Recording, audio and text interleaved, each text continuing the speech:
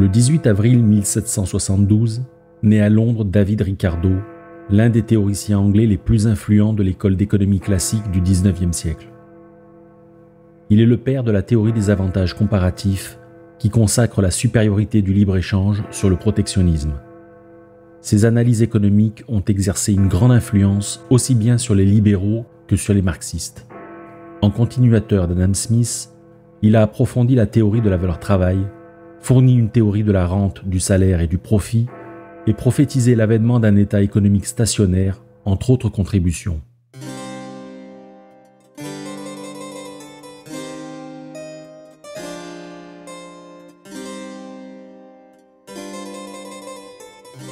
On sait que la famille Ricardo a vécu un temps en Espagne, ou peut-être bien au Portugal, avant d'émigrer en Hollande à la fin du XVe siècle afin d'échapper aux persécutions dont étaient victimes les Juifs. David était le troisième enfant d'une famille juive qui en comptait 17. Son grand-père travaillait à Amsterdam en tant qu'agent de change et son père, Abraham, s'est installé à Londres pour y exercer la même activité. David était donc bien entouré pour apprendre les rudiments des affaires et en particulier le fonctionnement de la bourse. À 11 ans, il part rejoindre son oncle à Amsterdam où il commence son apprentissage des choses de la bourse. À 14 ans, il est déjà employé par son père à la Bourse de Londres. Il n'ira à l'école que quelques mois pendant son séjour à Amsterdam. Le reste du temps, il sera éduqué par des précepteurs. En 1793, il décide d'épouser une Quaker du nom de Priscilla Ann Wilkinson. Ses parents cherchent en vain à s'opposer à cette union avec une non-juive. Son père le chasse de l'entreprise familiale, si bien que David part s'installer avec son épouse dans le quartier de Lambeth à Londres. Il se convertit également au christianisme en embrassant l'unitarisme, doctrine théologique qui considère que Dieu est un seul et même esprit et non une trinité. Son père l'a renié et sa mère ne lui a semble-t-il plus jamais adressé la parole après cet épisode.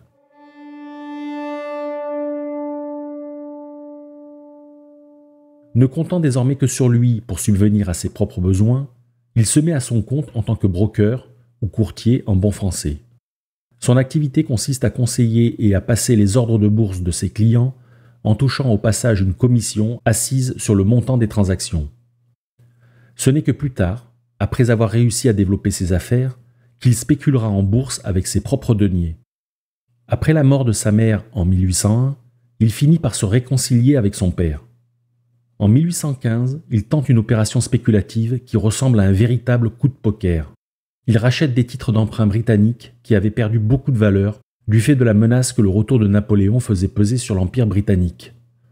Bien lui en avait pris, puisqu'à la défaite de Napoléon à Waterloo, les titres qu'il avait amassés ont vu leur valeur décuplée et Ricardo a pu réaliser une véritable fortune en les revendant. Il décide alors de prendre sa retraite et consacre une partie de sa richesse à l'achat de plusieurs terrains. En quelques années, il devient un riche propriétaire foncier, catégorie qu'il qualifiera plus tard, dans ses écrits, de rentier. Il diversifie néanmoins ses placements pour éviter les mauvaises surprises. Outre ces terrains, Ricardo possédait différents titres financiers. À sa mort en 1823, il laissera à sa femme et à ses 7 de ses 8 enfants, une fille, Fanny, étant décédée en 1820, une fortune estimée à environ 725 000 livres, sachant qu'à l'époque, un médecin gagnait environ 200 livres par an.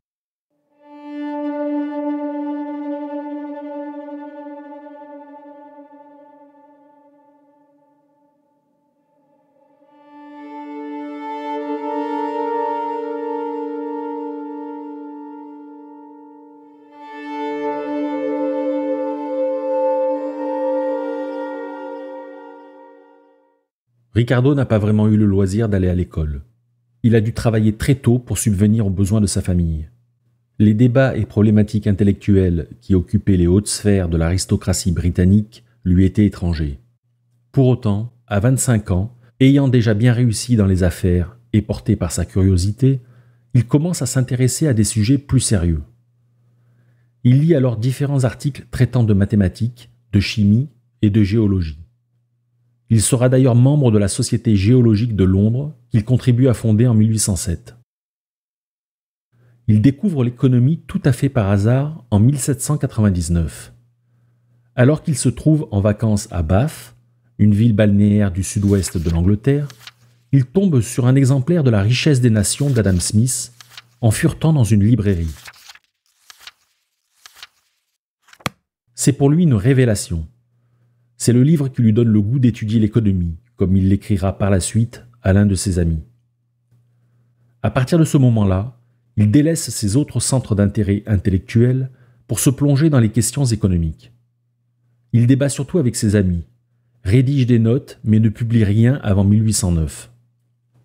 Le 29 août de cette année-là, un article non signé intitulé « Le prix de l'or » paraît dans le Morning Chronicle. Il s'agit de son premier essai sur l'économie monétaire.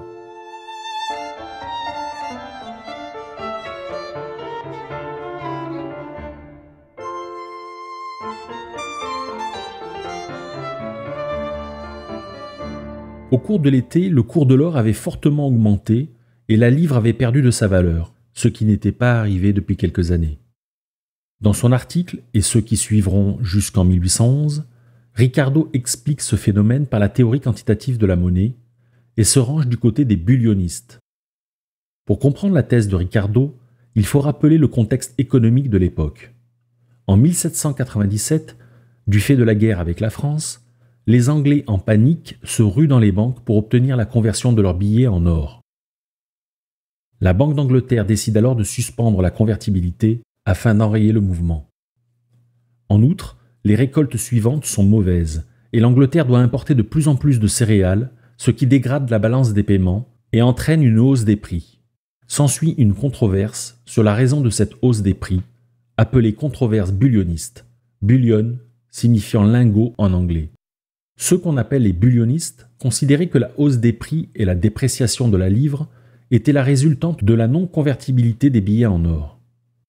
Ils estimaient que, libre de toute contrainte de convertibilité, la Banque d'Angleterre avait émis trop de billets sans contrepartie de richesse réelle, ce qui avait engendré une hausse des prix. Les anti-bullionistes, quant à eux, pensaient que cette évolution ne provenait que de facteurs réels. Les mauvaises récoltes, la hausse des dépenses militaires, des aides gouvernementales versées aux alliés de l'Angleterre suffisaient à expliquer, selon eux, à la fois le déficit du commerce extérieur, la dépréciation de la monnaie et la hausse des prix. Ils pensaient que la Banque d'Angleterre n'émettait de billets qu'à hauteur des besoins réels de l'économie. En somme, pour eux, la masse monétaire ne faisait que suivre l'évolution de l'économie. Le premier article de Ricardo n'attire toutefois que peu l'attention, ce qui n'est pas le cas de celui qu'il publie en janvier 1810, intitulé « Le haut prix du lingot ». Une commission parlementaire présidée par Francis Horner est alors créée pour décider du rétablissement ou non de la convertibilité des billets en or. L'économiste Henry Thornton, spécialiste des questions monétaires, est membre de cette commission. Finalement, la commission tranche en faveur de la reprise de la convertibilité dans un rapport, le Bullion Report, qui est remis aux parlementaires. Le vote, qui devait décider de rétablir ou non la convertibilité, est toutefois reporté à la session parlementaire suivante. Les débats entre partisans et opposants à la convertibilité ont continué par voie de presse jusqu'au vote du Parlement au printemps de 1811 contre la reprise de la convertibilité, aux grandes dames de Ricardo.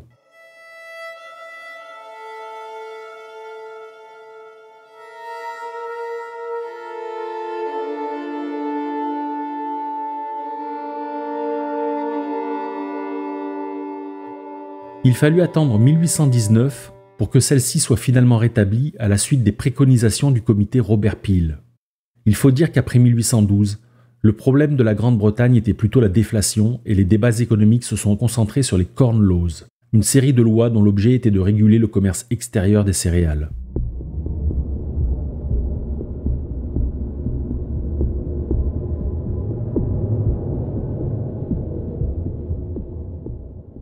Les premiers articles de Ricardo en 1809 et 1810 ont permis d'asseoir sa réputation en tant qu'économiste et d'attirer l'attention de quelques grands noms de l'économie politique tels que James Mill et Thomas Malthus, avec lesquels Ricardo deviendra ami. Le rôle de James Mill, père de l'économiste John Stuart Mill, en particulier, est fondamental. Sans les encouragements permanents et les conseils avisés de Mill, Ricardo n'aurait sans doute pas publié grand-chose en économie, soit par paresse, soit par peur de ne rien avoir à dire qui vaille la peine. Il préférait débattre oralement de façon informelle et avec ses amis. L'intervention de Mill a sans doute permis l'écriture des principes de l'économie politique et de l'impôt, l'œuvre majeure de Ricardo et l'un des ouvrages les plus retentissants de la pensée économique.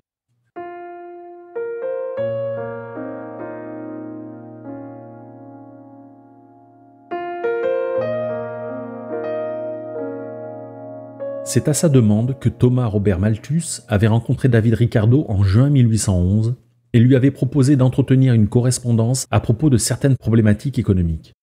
Une véritable amitié teintée d'un profond respect allait se nouer entre les deux hommes, bien que leur point de vue divergeât souvent sur les questions économiques, comme en attestent les nombreuses lettres qu'ils ont échangées à partir de 1811, et ce jusqu'à la mort de Ricardo. Leurs principaux sujets de divergence reposaient sur les conséquences économiques du protectionnisme et du libre-échange, illustrés par les Corn Laws, et sur la possibilité d'une surproduction générale ou, dit autrement, d'une insuffisance de la demande générale comme explication aux crises économiques. Sur ce dernier point, la loi des débouchés, communément appelée loi de C, a donné lieu à un échange de courriers abondant entre les deux hommes. L'économiste français Jean-Baptiste C est d'ailleurs un autre contemporain important avec lequel Ricardo aura une correspondance régulière par-delà la Manche. Ils se rencontrèrent toutefois à 2 reprises, une fois à Londres en 1814 et une dernière fois à Paris en 1822. Les 2 économistes ne se sont jamais entendus sur la question de l'origine de la valeur des biens. Pour C, cette valeur provenait de l'utilité du bien, tandis que pour Ricardo, elle résultait de la quantité de travail ayant servi à le fabriquer.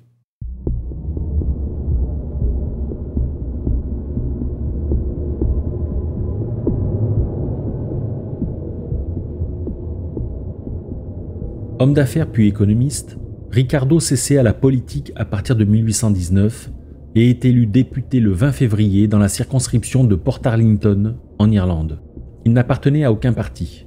Sa seule ambition était la défense de l'intérêt général, mais il s'est vite aperçu, tout en le regrettant, que les intérêts privés primaient souvent sur l'intérêt collectif dans les débats politiques. Il a milité jusqu'à la fin de sa vie pour l'abolition des Corn Laws et le rétablissement de la convertibilité des billets en or.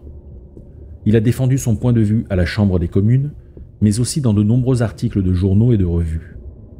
Il y a aussi sa correspondance avec Mill et Malthus, qui permet de mieux saisir le fond et le développement de la pensée de Ricardo.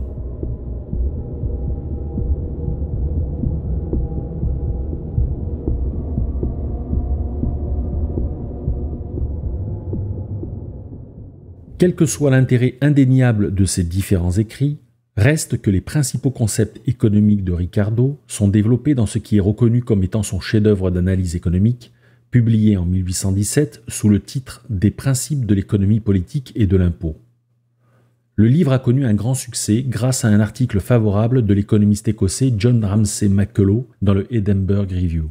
Le même McCullough contribua grandement à la postérité des œuvres de Ricardo en éditant toutes ses œuvres en 1846 et en diffusant sa pensée dans ses cours, puisqu'il a été le premier à occuper la chaire d'économie politique fondée par Ricardo à l'Université de Londres. Dans la préface des Principes, Ricardo indique que l'ambition de son livre est de combler les lacunes de ses prédécesseurs, tels que Turgot, Smith ou C, sur les sujets de la rente, du profit et des salaires.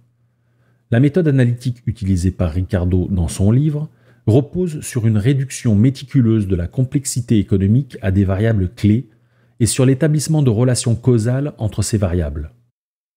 Cette approche permet la formalisation mathématique de ces idées.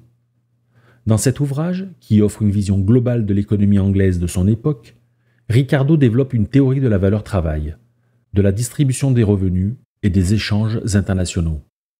Le raisonnement différentiel fait pour la première fois son apparition à travers la loi des rendements décroissants appliquée à l'agriculture. Le rôle que joue la fiscalité dans l'économie est également discuté tout au long du livre.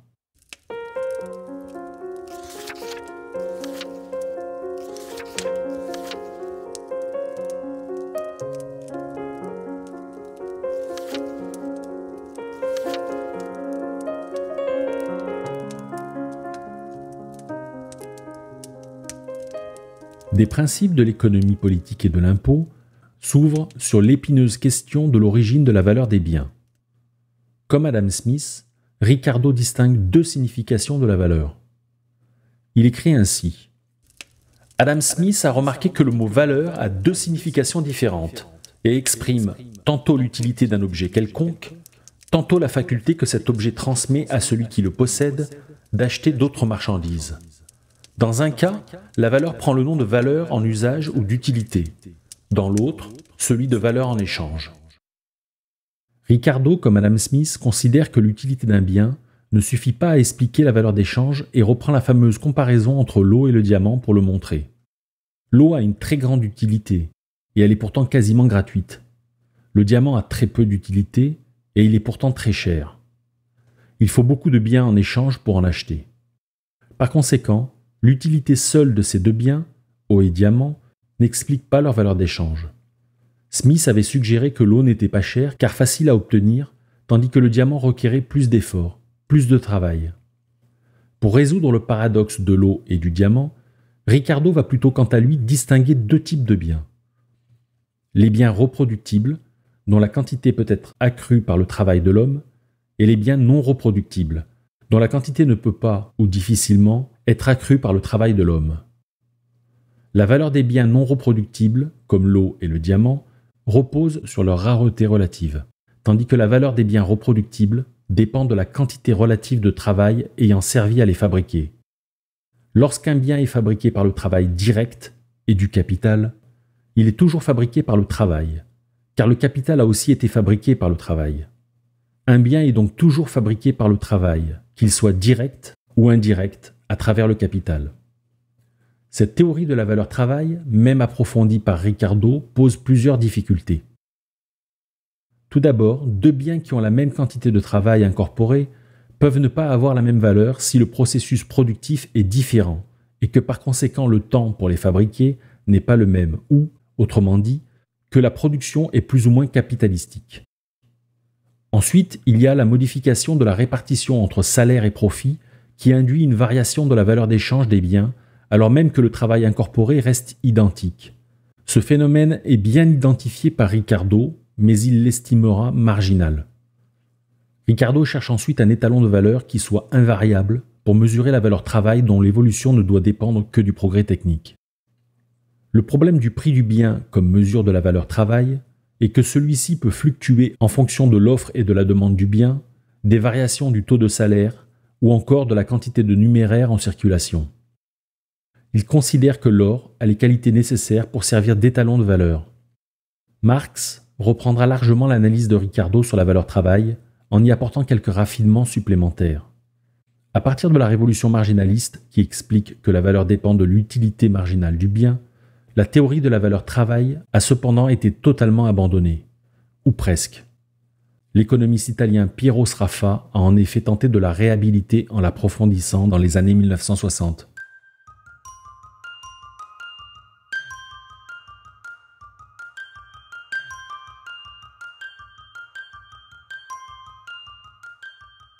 Si l'on retient aujourd'hui le nom de Ricardo, c'est surtout pour sa théorie des avantages comparatifs censée justifier la supériorité du libre-échange sur le protectionnisme. Cette théorie est encore la référence de nos jours. Ricardo commence par pointer une erreur d'analyse chez Adam Smith, lui aussi partisan du libre-échange. Smith expliquait dans La richesse des nations qu'un pays avait intérêt à se spécialiser dans ce qu'il savait faire de mieux et d'échanger sa production avec celle d'autres pays à la hauteur de ses besoins. C'est la théorie des avantages absolus. Cependant, que se passe-t-il si un pays a des avantages absolus à produire tous les biens et services existants ? Les autres pays n'auraient alors plus intérêt à produire quoi que ce soit si l'on suit la théorie d'Adam Smith. Ricardo va alors objectivement démontrer que l'échange international sera profitable à tous les pays, même si l'un d'eux est plus efficace dans tous les domaines. Pour cela, il utilise l'exemple fictif du Portugal qui serait plus efficace que l'Angleterre à la fois dans la production du vin et à la fois dans la production du textile. Supposons que, sur une période donnée, le Portugal ait besoin de 80 heures de travail pour produire une unité de vin et de 90 heures pour une unité de drap, et que l'Angleterre ait besoin de 120 heures pour produire la même unité de vin et 100 heures pour la même unité de drap. On voit donc qu'il faut moins d'heures pour produire du vin et du drap au Portugal qu'en Angleterre. Pour autant, le Portugal a intérêt à se spécialiser dans la production du vin et à exporter l'excédent contre du drap produit en Angleterre. L'Angleterre, elle, a intérêt à se spécialiser dans la production de draps et à exporter l'excédent contre du vin produit au Portugal. Dans les deux cas, la spécialisation du pays dans la production qui offre un avantage comparatif, dans l'exemple cité, c'est le vin pour le Portugal et le drap pour l'Angleterre, et l'échange de l'excédent par rapport aux besoins du pays contre l'autre marchandise produite à l'étranger, aboutit à une production totale, vin plus drap, supérieure à la production qui serait réalisée en autarcie. Toutefois, Ricardo ne dit pas comment cet excédent de production se partagera entre le Portugal et l'Angleterre. C'est John Stuart Mill qui, en 1848, répondra à cette question.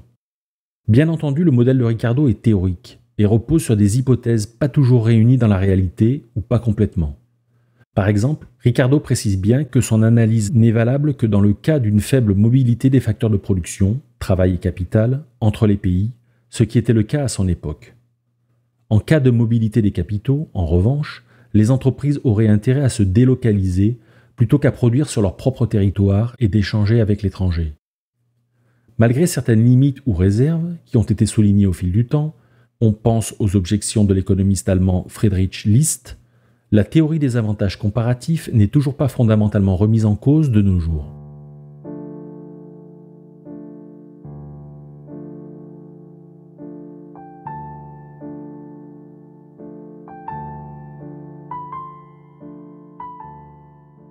Ricardo s'attaque également à la question de la répartition des revenus.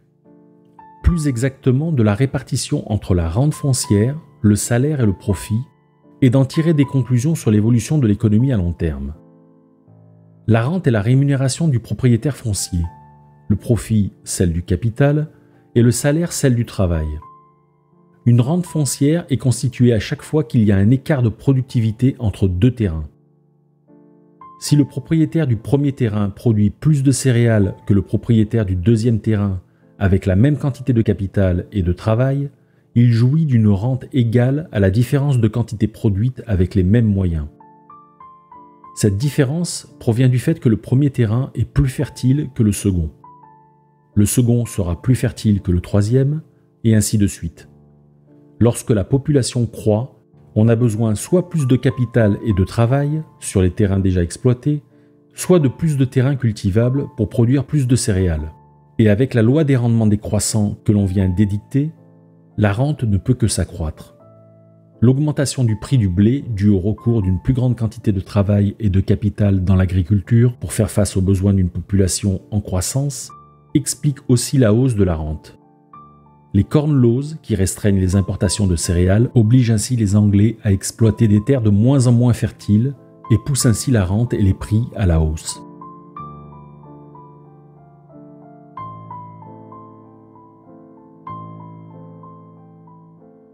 Ricardo examine ensuite la formation du salaire. Il distingue le salaire de subsistance, qui est en quelque sorte le salaire minimum nécessaire à assurer sa subsistance, et le salaire courant, qui résulte de la loi de l'offre et la demande, qui peut être supérieur ou inférieur au salaire de subsistance. S'il est inférieur, les conditions pour les salariés sont difficiles. S'il est supérieur du fait, par exemple, de la croissance économique, cela provoque une croissance de la population. Il rejoint sur ce point son ami Malthus, car les salariés ont suffisamment de revenus pour fonder une famille et nourrir plus de bouches. Cependant, la croissance de la population entraîne de facto une augmentation du nombre de travailleurs sur le marché et, par conséquent, une baisse du taux de salaire qui ramène progressivement celui-ci au niveau du salaire de subsistance. Le salaire courant ne peut donc pas s'éloigner durablement du salaire de subsistance. Ricardo considère que le pouvoir d'achat des salariés ne peut s'améliorer de façon significative.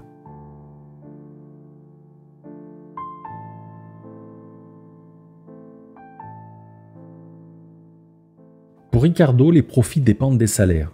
Si les salaires sont élevés, les profits seront faibles et inversement. En outre, il estime que du fait de la mobilité des capitaux, il ne peut pas y avoir durablement plusieurs taux de profit dans l'économie. Les taux de profit entre industries tendent à s'égaliser.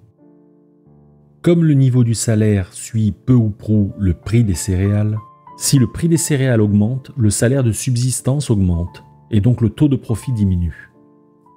Si un homme produit une quantité de céréales d'une valeur de 150 € et que son salaire de subsistance est de 120 €, le profit est donc de 30 €, ce qui correspond à un taux de profit de 20%, soit 30 divisé par 150. Si le prix de cette quantité de céréales augmente de 10 €, le salaire du travailleur doit passer de 120 à 130 € pour qu'il puisse assurer sa subsistance. Le prix de la quantité de céréales sera donc de 160 €, correspondant à 130 € de salaire plus 30 € de profit. Le taux de profit sera alors de 18,75%, soit 30 divisé par 160. On voit qu'à la suite d'une hausse du prix, le taux de profit diminue, passant de 20% à 18,75%. On pourrait se demander pour quelle raison le capitaliste n'augmente pas davantage le prix pour maintenir son taux de profit. En fait, nous dit Ricardo, sous l'effet de la croissance tendancielle de la population, la rente foncière augmente, c'est-à-dire que des terres de moins en moins fertiles sont exploitées, ce qui pousse les prix des céréales à la hausse, et donc nécessairement les salaires à la hausse, car si les salaires n'augmentaient pas avec le prix des céréales, les travailleurs ne pourraient plus assurer leur subsistance et refuseraient de travailler. Par conséquent, avec la hausse du coût du travail, les capitalistes voient leur taux de rémunération, le taux de profit, diminuer progressivement. Cette baisse tendancielle du taux de profit conduit inéluctablement à un état stationnaire de l'économie, selon Ricardo. Le progrès technique et le commerce extérieur, nous dit-il, peuvent retarder l'échéance, mais pas stopper ou inverser ce mouvement. L'accumulation du capital ne peut donc continuer sans fin. Cette question a fait l'objet de nombreux débats depuis Ricardo et continue d'animer la communauté des économistes. Pour développer sa propre théorie de l'évolution du système capitaliste, Karl Marx s'appuiera largement sur l'analyse économique de Ricardo.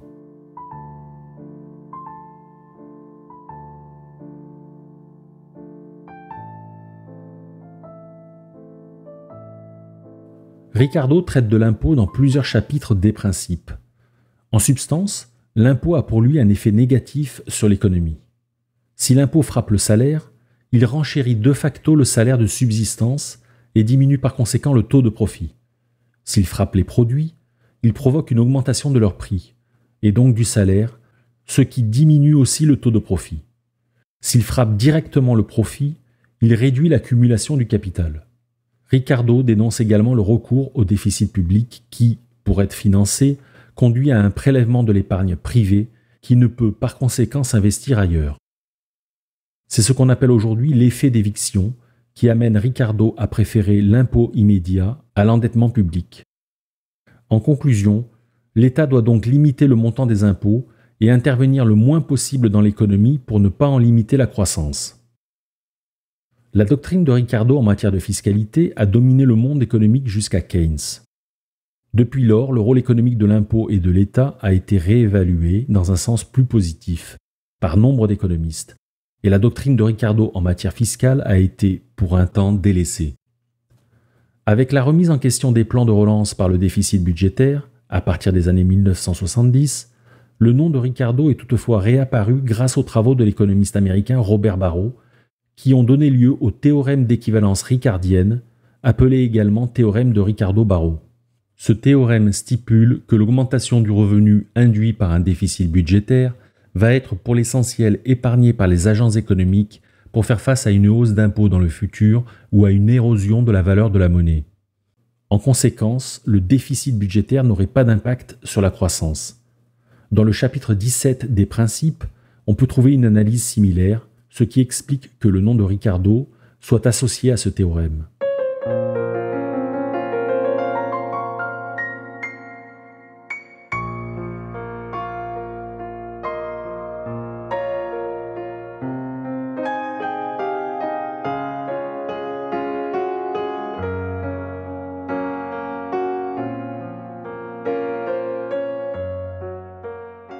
En conclusion, on peut dire que les différents mécanismes économiques décrits par Ricardo dans son livre forment un tout cohérent.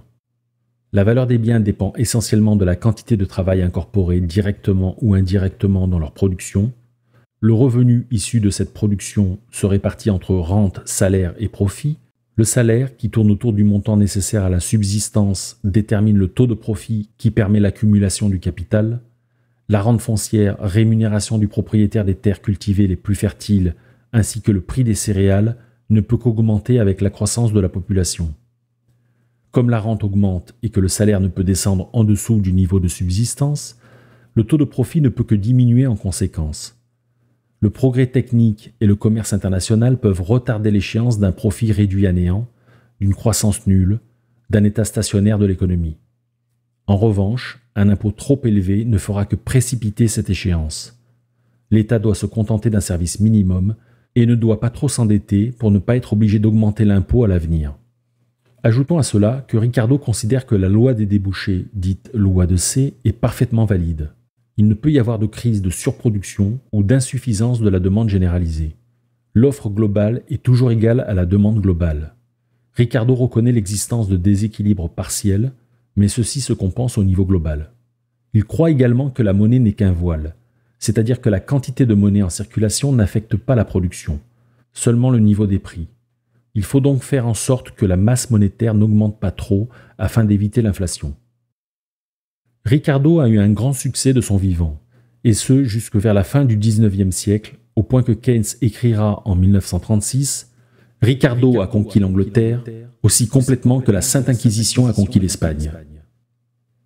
Mais la révolution marginaliste qui a donné lieu à l'école néoclassique a balayé sa théorie de la valeur travail pour lui substituer la théorie de l'utilité marginale. L'introduction du raisonnement différentiel à la théorie de la rente foncière est l'un des apports majeurs de Ricardo à l'analyse économique. Mais de nos jours, Ricardo est surtout largement reconnu pour sa théorie des avantages comparatifs.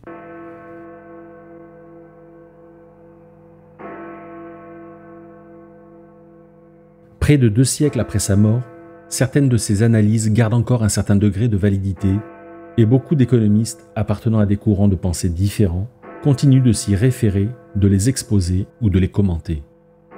Par ses capacités d'abstraction, de déduction et de modélisation hors du commun, David Ricardo, économiste et courtier à succès, a produit de nombreux concepts originaux qui l'ont fait entrer au panthéon des grands économistes.